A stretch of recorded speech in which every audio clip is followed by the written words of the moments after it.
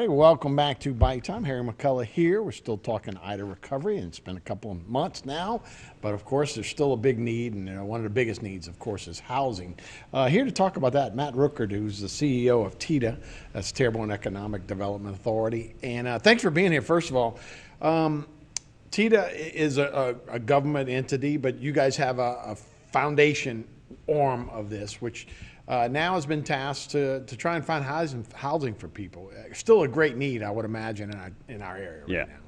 So tell me, we know it's been kind of slow on the FEMA side. Is this y'all just saw, hey, there's an opportunity for us to help more folks faster? Sure, yeah. So what happened, we had all the business organizations for Terrebonne and Lafourche came together a couple of weeks after the storm, spurred by Dr. Garcia, Reggie Dupre, Mitch Marmont.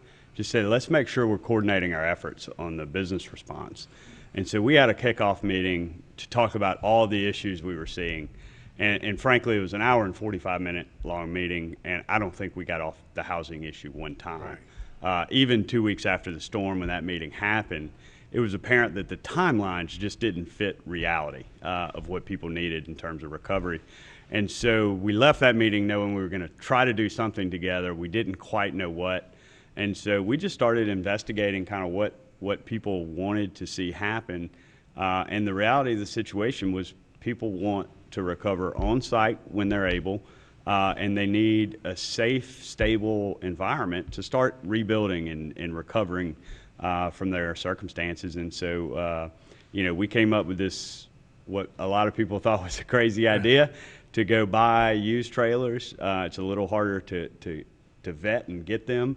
Hook them up to a trailer, bring them down, and work with our community partners to get them donated to families who are in need. No, that's awesome. And look, we all know too well about what's going on with FEMA, and they're trying to have trailers. There's a flood insurance requirement. There's different things like that.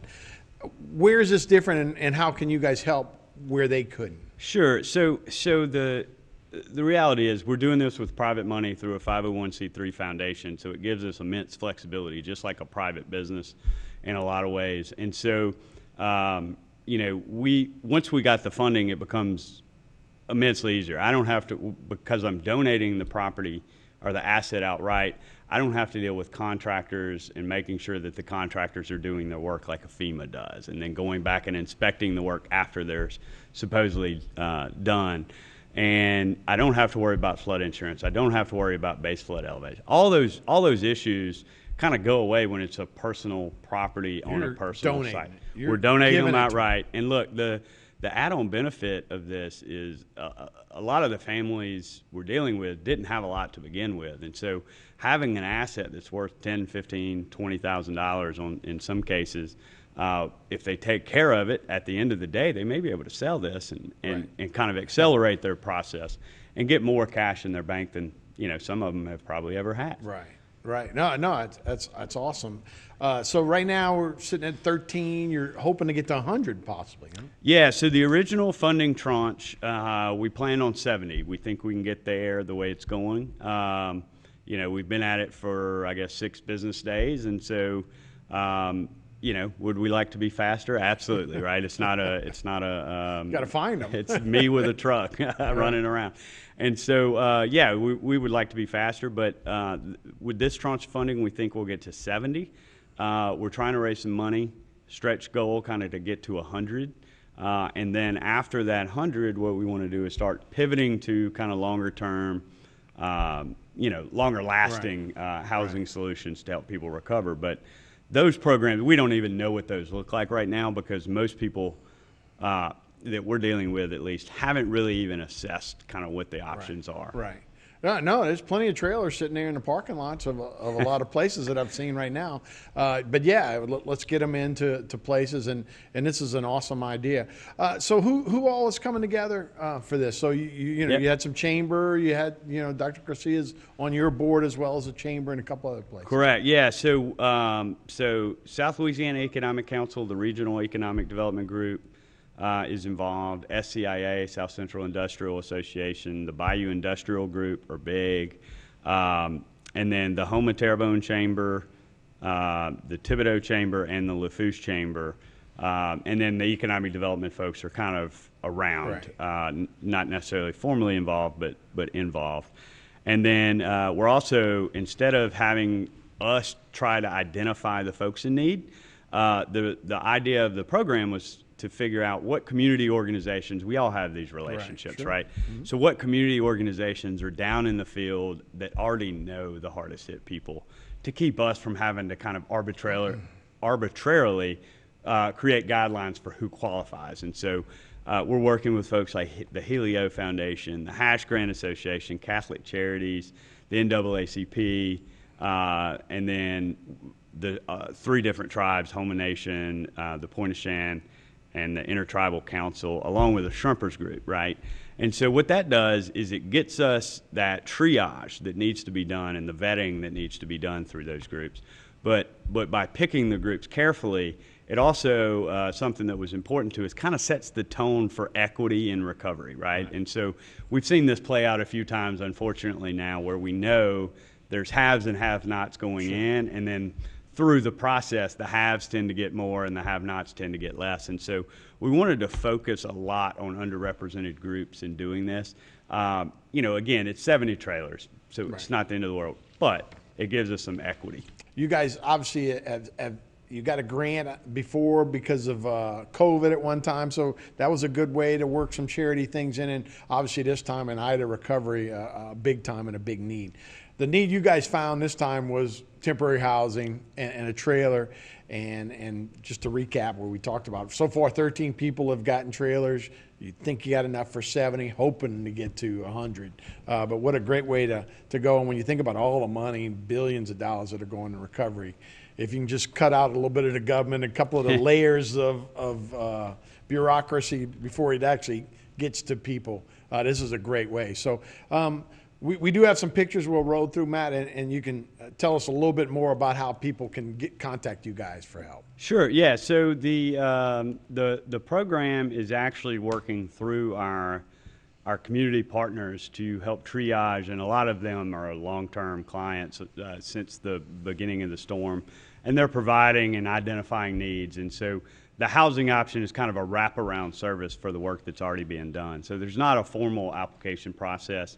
Of course, they can reach out to our office. You can find us online, but and we can add them to a list if more resources become available. But because we're working through these organizations, there's not kind of a standard application process. But yeah, it's been a good way to do that and have these families be the families really in need. Right. So you've taken some pictures of some of your deliveries. Sure. You're saying basically it's you and a truck that's going to get a lot of these and then actually dropping them off as well. Yeah, and we didn't have a truck when we started, so we went and bought a truck, and we've been going to these dealers and buying out all of their inventory. We've been buying from individuals, so I'm calling people from Marketplace and Craigslist, and then these are working. So that's Chris Brunet down on Ile de Jean Charles there. He's handicapped and had a tent set up underneath his structure, which you can see the top of the structure ain't there no more, as they say. Sure. And he's actually telling the story of Ile de Jean Charles. He had a film crew there from overseas when we got there. But just some really fascinating stories. It's an elderly woman from one of the trailer parks on the north side of the parish. The whole trailer park is basically wiped out. I think there was 4 or 5, standing structures. So let's talk about her story a little bit. Obviously, you probably wasn't her first stop. So where did she go? Who did she talk to, and how did she end up with you? So I don't know her whole background story. I can tell you the way we got her name was from the NAACP. We had reached out. They're kind of one of our partners, and they provided a list, and we're kind of working on prioritizing those folks and making sure that families in need get as quick as we can. But then there's also this matching. So we're not doing new trailers where you order in batches and you know what your inventory is. So we're trying to match kind of the need with what we have that day. So if you see the trailer staged over at the Chamber of Commerce office, that's us. Right. We were trying to shame FEMA a little bit. Yeah, but that poor little lady's probably been turned down 3 or 4 times, right? Yeah, I mean, if you wanted me to project her story, that's what it would look like. Is it's kind of a standard story that we hear where we reached out to FEMA. We were told this. Then we were told to call these people. They told us, no, we got to do this. And the best case scenario, honestly, is people saying that they told us we could get money or a trailer, but it's going to be January. Right. And, sure. January is not good enough. Yeah, and look, I'm not here to bash FEMA. Thank goodness, those things are here. But that's just a big organization that it's a big ship that needs to be turned around and get going. And you're right. We had some issues after Katrina. Should have had time maybe to learn from that, but Yeah, that would be my only point on FEMA is, I think there are good people, and I think the local delegation, parish president, all the way through the state delegation, and federal delegation. Yeah, sure. I mean, they're putting pressure on those guys. Right. The reality of the situation is you're 15 years kind of post-decision that we don't want to do a FEMA trailer program anymore. Right. But in those 15 years, they hadn't been able to come up with an alternative strategy that was ready to go. Right. And, this isn't a Louisiana problem. This happened in Houston a couple of years ago. Michael was 5 years ago. You've had Superstorm Sandy in the Northeast, and then you also had Ida. Right. Displaced people in the Northeast. Laura, and so and so you can go on and on and on. Then you got the fires and the tornadoes. Like, why does FEMA not have a viable emergency housing program?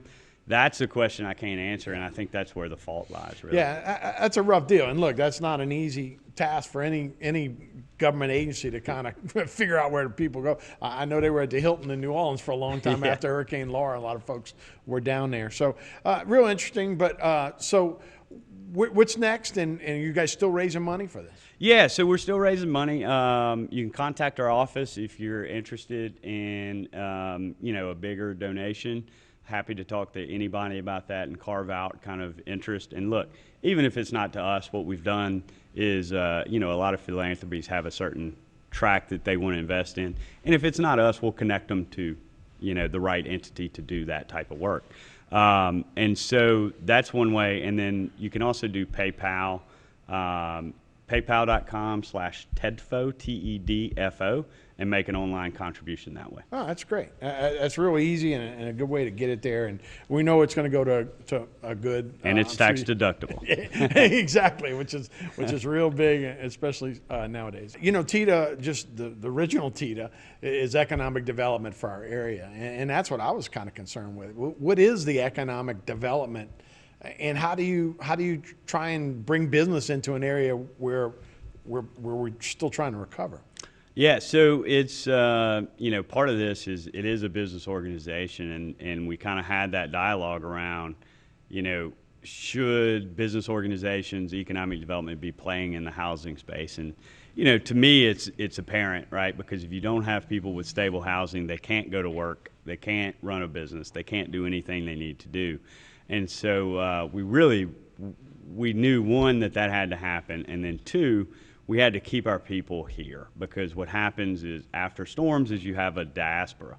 And unfortunately, it tends to be the middle class, relatively well-educated folks that are employable in other markets. Right. And so I know of two examples right after the storm when we were helping some pharmacies stand up where they told us some of their staff had left and got jobs in other places, and those people may not come back. And so we felt like some of that was triage, get people stable, get them back here, get them recommitted to this community in short order, and kind of help us recover. So yeah, no doubt. I mean, look, if you can fix roofs and do drywall right now, there's plenty of work for you. But if you're Gulf Island and you land a big project or something like that, where are you going to find workers to go start building a rig? So I think there was a story that was kind of underreported locally, which was Bollinger, the Gulf Island yard they recently purchased, delivered 2 vessels right after the storm, ahead of schedule and under budget for the federal government. And I think during COVID, right, during a storm, they were able to get that done. Kind of speaks to the volume of the commitment of our workforce. And so those things are all good. There are some big projects out there. I'll be honest, we still do recruitment visits via Zoom and doing that sort of thing. And, people know there's a storm going on. They're incredibly flexible with us. We've got a little bit of a real estate crunch right now because every available building is largely taken. But beyond that, I think people are still interested. They know it's temporary. and that we're trying to put on the face that we are coming back, and I think we will be. If this is done right, I think this community will still be strong in the end. Sure, it may take a little while. Lake Charles, it took a little while for them to get going. That was about a year later. They were still kind of doing some of those things. So, hey, the price of fuel is going up. I didn't know if our government is going to let us do anything in the Gulf right now, but that's a different story altogether. Hey, we do have some more pictures of some of the folks that you guys have delivered trailers to, and just tell me a little bit about these stories. Yeah, so this one was heartbreaking. It's a family, a single mom, 3 kids, all under the age of 14. You can see on the right there, that's their living situation. That's their kitchen and their living room, They had, people are doing this like it's a camping trip, right. But if you've ever had kids and gone camping for a weekend, it's getting kind of chilly at night too, and then project that out for several months. So the stories are heartbreaking. I don't think people outside of this market realize this is going on in our country in 2021, or I think there would be more solutions quicker. So part of this is telling the story. If you go to the next one, let's see. There we go. This is one of my favorites. So this family was just absolutely just hit my heart, man. And you see they had a little tent city made up, 3-year-old girl who was precious, little Aubrey. And the family was just incredibly gracious and thankful. And, he was telling me the story. He was bringing in supplies with very few funds. And the community has been so devastated, they were giving about half of everything they could bring in to neighbors. And so, even while they were going through probably the toughest time they'll ever see in their families' lives, they were still helping community. And so it's just, these stories, it's both heartbreaking and and this one's great. So I didn't know it at the time. The Hash Grant Group sent me this family. We took the trailer, and apparently they had gotten it from the Bubba Dove Foundation folks. And so we brought them a trailer, and about 2 hours later I saw on Facebook that the Bubba Dove Foundation had brought other stuff, including a 40-inch TV for the young man, because he couldn't stop talking about how he missed video games and that sort of thing. So they went from nowhere to live to quite a good setup in a matter of hours, and you could see the smile on his face. Is just he was so excited. No, that's great. That's great, and we can help out for sure. Yeah, and the one on the left was a gentleman in a Pointe-au-Chien tribal member, and there was 5 adults, single household, all denied by FEMA, and so not an ideal situation for them, but we got them a camper that sleeps 6, so at least they have a warm spot to sleep at night. And then the trailer 12, we didn't know it again. This was from the Helio Foundation, but we delivered the trailer last night, and it's that young man's 6th birthday today. Oh, nice. And so he got to wake up for the first time in more than 2 months on his birthday in a warm bed. So, those stories, I could go on and on, like every story. This one got a lot of news around the region this weekend. They built basically a mini tent city, 3 kids trying to rebuild their family home. And again, they're just such genuinely good people. Yeah. It makes it fun. It helps out so much, and you can see it right away. So, man, thanks for the work you guys are doing. Thanks for all your help and your sponsors. That's a great idea, and that's people coming together and getting it done, right? Thanks for telling our story. I appreciate it. Absolutely. Matt Rookard, thank you so much, the CEO of TEDA, Terrebonne Economic Development Authority. All right, that'll do it for this edition of Bayou Time. Thanks for watching, everybody. I'm Harry McCulla for the crew here at HTV. We'll see you next time.